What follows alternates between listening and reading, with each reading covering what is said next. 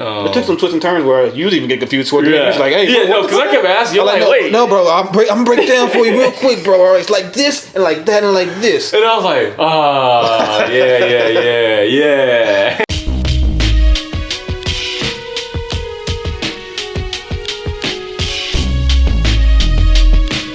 Putting my friends in danger. The world needs the next Iron Man. You going to step up or not?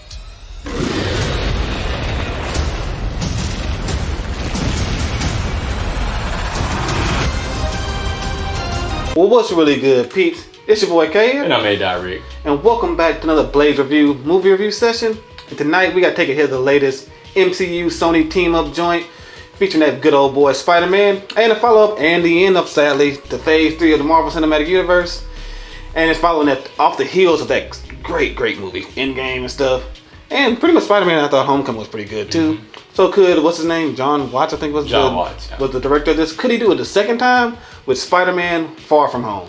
Which, as I said, takes place after Endgame, where Peter and all the other people who were bleeped, I think is what they call it now. Blip. Yeah, blip, they're back now, trying to adjust back into the school life. And what better way to do that than going on vacation to France, Italy, Europe, everywhere out there. They took a huge vacation. Yeah, they took a huge vacation. And Peter was trying to get out there and get a little bit of that kitty cat from Mary J. But unfortunately, shit don't go out as planned.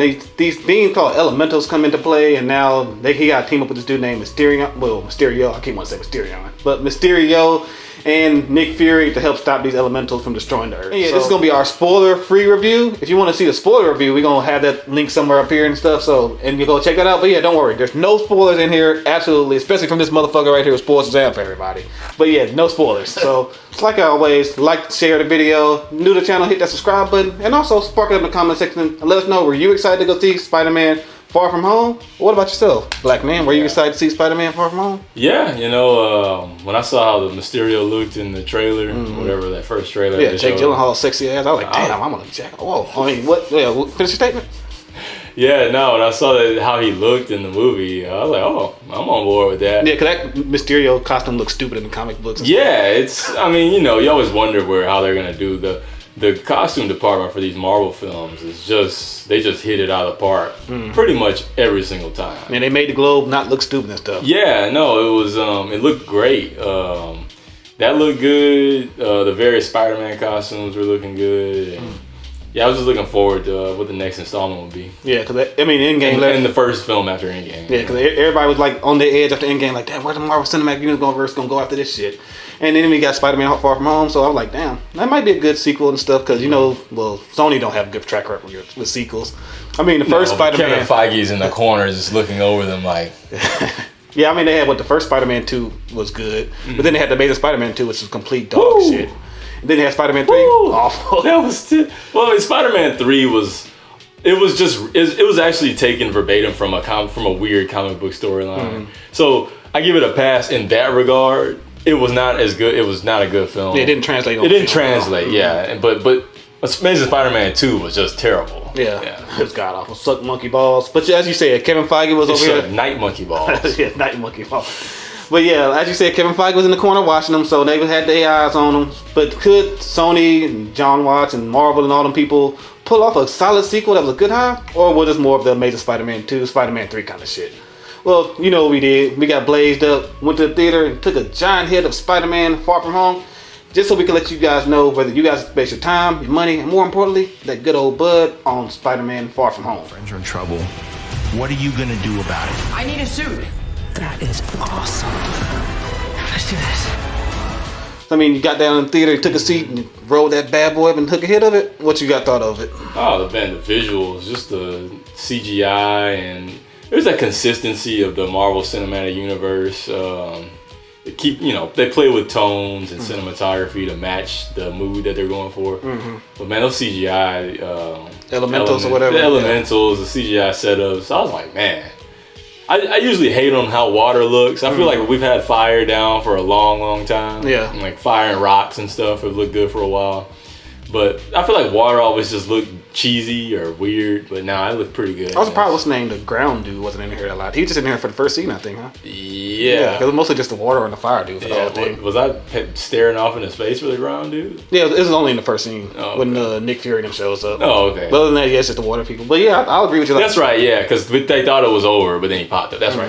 But yeah, I agree with you. It was pretty good. The visual aspect, and like you said, the costume designs are pretty good and stuff. Like Mysterio actually looked really good. Cool. Yeah. Put those fucking helmets. Yeah. That's what triangle magic stuff, whatever. Man, that was an Illuminati. He looked like the Illuminati man up in this thing. Like they look like Illuminati pyramids. Maybe that's where the concept came from. But yeah, that was pretty good. And I thought pretty much too the action in here was like well shot and well. Yeah. They used the CGI very effectively. Oh yeah. Especially during like that, it sounded like a dream nightmare sequence that they had here. It looked like it was something that fucking Scarecrow would do. Well, I feel like but then DCI sucks, so they would never do some shit like that. Right. It felt like a combination of something that Dr. Crane Scarecrow would do. It felt like a cross between that and some of the cool visuals we got out of Into the Spider-Verse. Just I feel like Sony, I felt like they were like, hey, let's go out there again in terms of the visuals. So that was cool. Yeah, like I said, it was pretty cool. Like if you stoned, you're gonna be fucking tripping balls probably whenever you see that scene. I was super stoned for Ant-Man 2 or Ant-Man and Wasp. Oh yeah, when they went to the quantum realm shit. Dude, I was just staring there like, I'm somewhere else. Yeah. Like that part was pretty much a mind trip, but I thought the story as a whole too was a nice solid mind trip too. There's a lot of good twists and turns in here and stuff. And I thought like it was pretty good focus on Peter Parker's story of like learning how to be Iron Man's replacement or whatever. Yes, it was him just trying to find his identity. I mean, because there's several layers, right? Which I always like layers.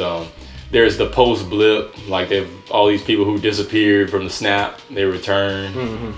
Spoiler alert for Avengers Endgame. If you haven't seen Avengers Endgame, always fuck you. Go see Avengers. If you're one of the like 10 people who haven't seen it yet on the planet who have access to film to movie theaters, but there's the return from the blip.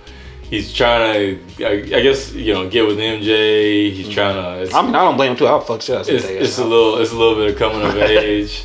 It's post Iron Man, like it's almost like it's a coming of age through the lens of like an identity crisis. I think the question was if he really should be Iron Man or even Spider-Man for that matter. Well, he answered that question, but yeah, I thought he was pretty good in his role. I do think Spider-Man in here was kind of a dumbass though at times. Dude, he's supposed to be the smartest dude in the room. But I feel like they were really forcing the dumb kid thing. Yeah, because like a lot of stuff that goes wrong in this movie, that's all his fault. I'm like, dude, and it's like some basic stuff you would figure this shit out easily, dude. And it's like, dude, you're not that smart guy. You just did something that's stupid. Tony would just slap the shit out of you. Yeah.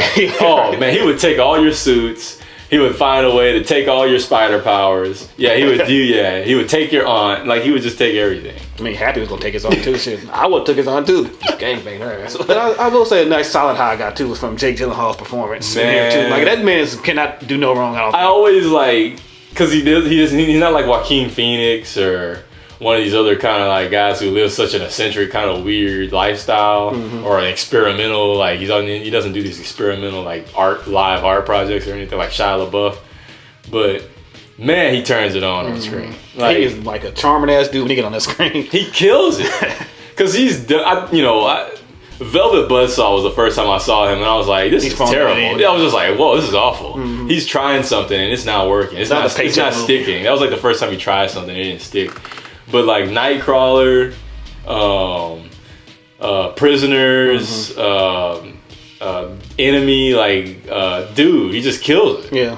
And I think he brought some of that Nightcrawler kind of vibe in this one too at some point. Yes. But most of the part, he's like acting as kind of like a mentor kind of to Peter here. Yeah, and I was like, man, did they just like trick him into thinking that this movie's real? Is there a script? Because his delivery is so smooth and natural. Like I'm just watching him like, dude, I could never do that. Yeah, I wish they would have focused on him a lot more. Yeah. But he's in here good. Oh yeah. We're not gonna tell you he has a story to tell. His character has a story to tell. We're not gonna tell you what all he does in here and stuff like that because that was getting to spoiler territory. Right. We're gonna have a spoiler review come up too, but y'all check that out. But yeah, I thought he was pretty good in here. I also thought like Nick Fury was in here a lot more than I thought. He was. Yeah. Like, I thought Nick Fury was gonna be here for like 2 minutes, 2 lines, and then get his paycheck and then walk the fuck back out here. Right. But he's in here a good bit of the movie. Oh yeah, and I guess he takes place in a manner of speaking, he takes Tony's place for that more mentorship. Yeah, he's a completely different type of mentor. Like how Tony was an Iron Man. Right. I mean, not Iron Man. Spider-Man Far Homecoming. That's the one. Spider-Man Homecoming, yeah. He was that dude from there.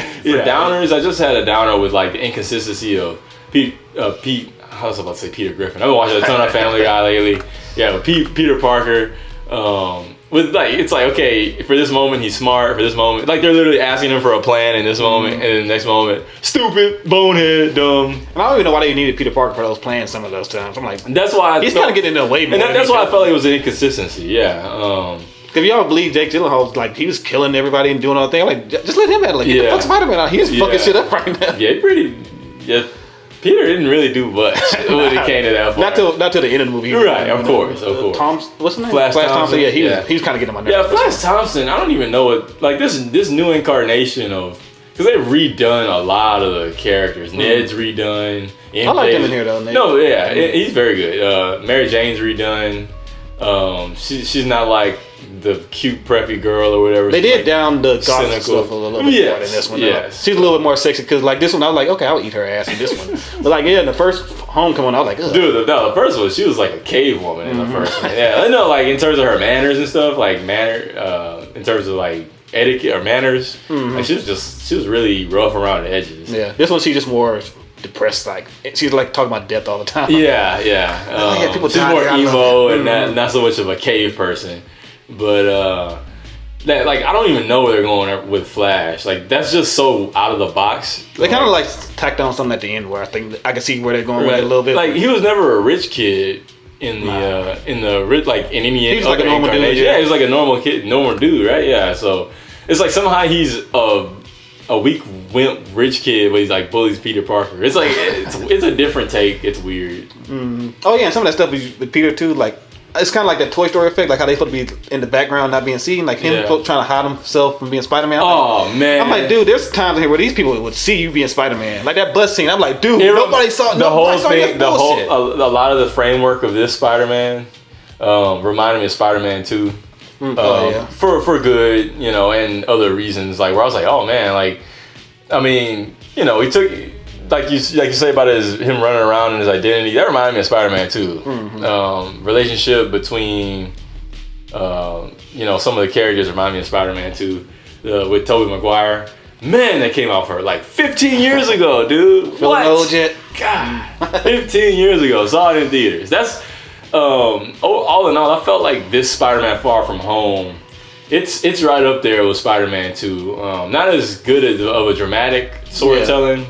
Because that Spider-Man 2 was just like, that was for adults. This is obviously more for a younger audience. They put a lot more comedy in there to tone it down. From that kind of took me out of it at times. But the action sequences take it over the top in terms of like getting it up to the level of Spider-Man 2 with Sam Raimi's and Tobey Maguire's Spider-Man 2. So would you kind of rate this for doing? I rate this. I would say the original Spider-Man 2 is some fire. But this one, I'd say it squeaks in the fire on those visuals. Like a low fire kind of. Yeah, it's a low fire. Just up in here, it's burning hot. We on fire. Just because that story, man. The story was solid. It took some twists and turns where you even get confused. It's like, hey, because I kept asking, I'm like, wait. No, bro, I'm gonna break it down for you real quick, bro. All right, it's like this and like that and like this. And I was like, yeah.